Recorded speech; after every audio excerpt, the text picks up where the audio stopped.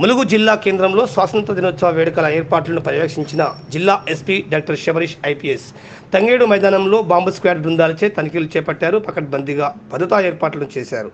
జెండా ఆవిష్కరణకు రాష్ట్ర మంత్రివర్యులు సీతక్కతో పాటు ఉన్నత అధికార యంత్రాంగం, విద్యార్థులు, తల్లిదండ్రులు, ప్రజలు పెద్ద సంఖ్యలో హాజరు కానున్నారు.